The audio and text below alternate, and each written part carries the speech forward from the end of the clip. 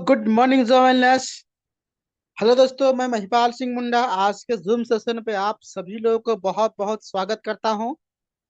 साथियों, आज हम बात करेंगे टारगेट के बारे में।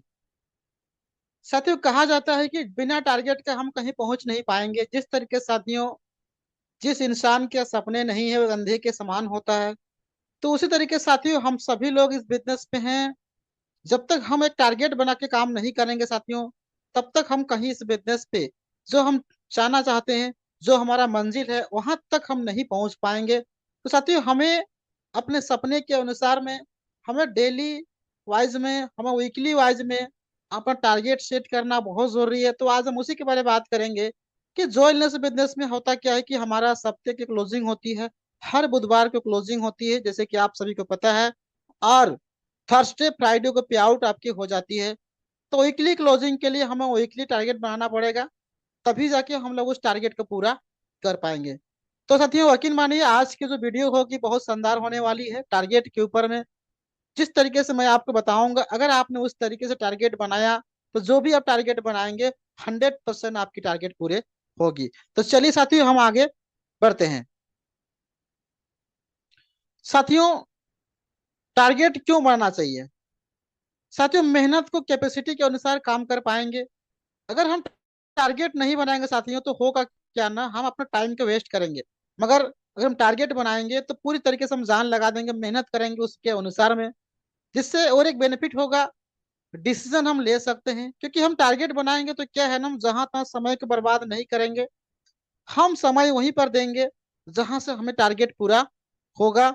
और हमें क्या करना है क्या नहीं करना है, हम डिसीजन ले पाएंगे। हम फालतू कम कामों के लिए समय बर्बाद नहीं करेंगे। हमें पता होगा कहाँ पर समय देना है, कहाँ पर नहीं देना है, हमारे लिए क्या जरूरी है क्या जरूरी नहीं है। ये हमें तब पता चलता है साथियों, जब हमारे पास एक टारगेट होता है। लेकिन साथियों, जिनके पास टारगेट नहीं होता है, वो इंसान डिसीजन नहीं ले पाता है। वो जहां मन करता है जाता है, जो मन करता है वो करता है। कहीं भी वो टाइम पास करता है। कौन सा काम करना है, कौन सा काम नहीं करना है, कौन सा आज करना है, कब कब करना है, उसको पता ही नहीं चलता है, क्योंकि उनके पास कोई टारगेट नहीं होता है। तो साथियों, हमें अपने जीवन पे सफल होने के लिए हमें टारगेट बनाना बहुत जरूरी है। तो हम सभी लोग भी टारगेट बना के चलेंगे, तो इस बिजनेस पे जो भी हमारे सपने हैं वो टाइम पर जरूर पूरा होगा। तो साथियों, आज 4 स्टेप के बारे में बात करेंगे। 4 तरीके से हमें टारगेट बनाना है। पहला है, अपने टीम का प्लानिंग बनाइए। साथियों, आप सभी लोग जानते हैं डायरेक्ट सेलिंग बिजनेस टीम का बिजनेस है। तो आपके टीम के लोगों के साथ प्लानिंग बनाइए कि आपके टीम का टारगेट क्या है, आप टीम से क्या बिजनेस करना चाहते हैं इस सप्ताह। उसके बाद साथियों, आप जो है ना खुद का टारगेट बनाइए। आप इस सप्ताह खुद में क्या आप करने वाले हैं, खुद आप कहाँ समय देने वाले हैं, खुद क्या इन्विटेशन करने वाले हैं, खुद आप क्या प्लान करेंगे, खुद क्या ट्रेनिंग करेंगे इस सप्ते का आपका टारगेट क्या है, उसी हिसाब से अपना काम करिए। तो साथियों, जहां हम बात करते हैं टीम वाइज में, तो इस बिजनेस में क्या होता है ना, आप जब टीम की बात करते हैं तो आपकी टीम होती है, जैसे कि आपको पता है लेफ्ट राइट, ये दो आपके ग्रुप होती है। तो दोनों ग्रुप का अलग अलग आपको क्या करना है, टारगेट बनाना है। आप सभी को पता है आपके 2 ग्रुप होते हैं।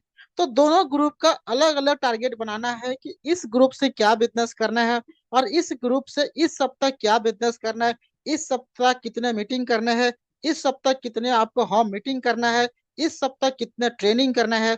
पूरी एक टारगेट बनाई साथियों, एक सप्ताह का वो टारगेट फिक्स कर दीजिए। उस हिसाब से डेट दिन तय फिक्स कर दीजिए, और उसको पूरा करने में उसी हिसाब से प्लानिंग करिए।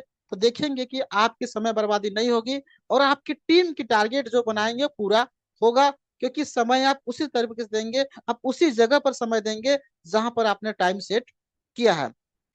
साथियों, तीसरा है कि पिछले वीक के बिजनेस को एनालिसिस करें।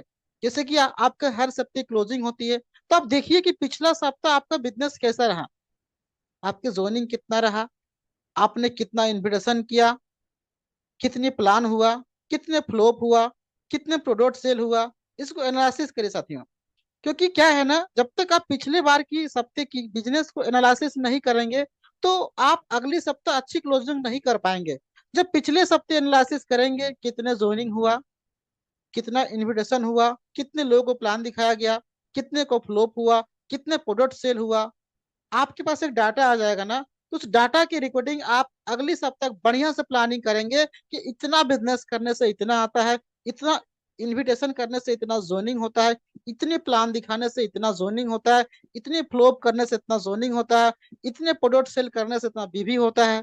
तो उसी हिसाब से आप इस सप्ताह बढ़िया से मेहनत आप करेंगे तो पिछला सप्ताह आप देखिए कितना आपके ग्रुप में इनविटेशन हुआ, कितना फ्लोप हुआ, कितने प्लान हुआ।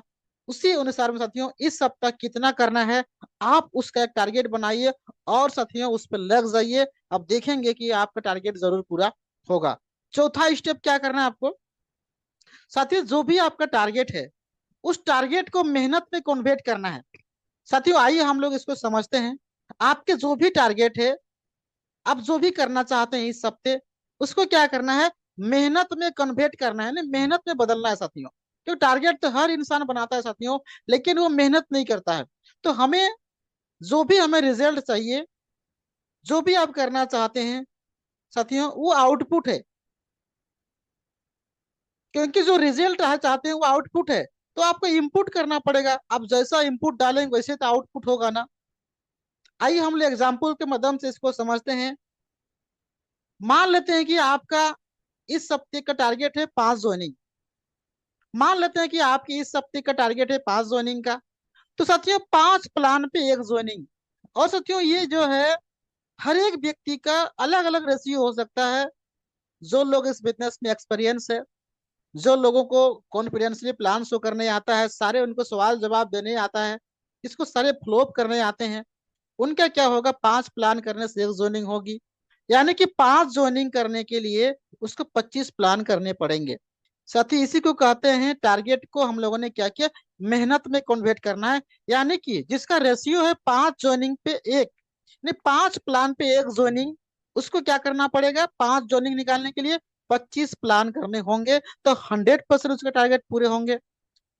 और यदि किसी व्यक्ति का 10 प्लान पे 1 जोनिंग होता है, कोई न्यू पर्सन है, तो साथियों उसको 5 गुना 10 यानी 50 प्लान करने पड़ेंगे।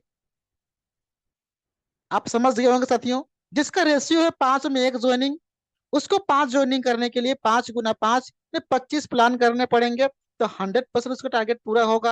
और जिस व्यक्ति का 10 प्लान पे 1 जोनिंग होता है, ये रेशियो है, तो उनको 5 गुना 10 में 50 प्लान करने पड़ेंगे एक सप्ताह में, तो उनके पास 5 जोनिंग होगी।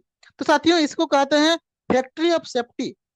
क्योंकि अगर आप इस तरीके से काम करेंगे तो 100% आपका टारगेट पूरा होगा। और उसमें से भी साथियों आप थोड़ा उसको बढ़ा के करिए।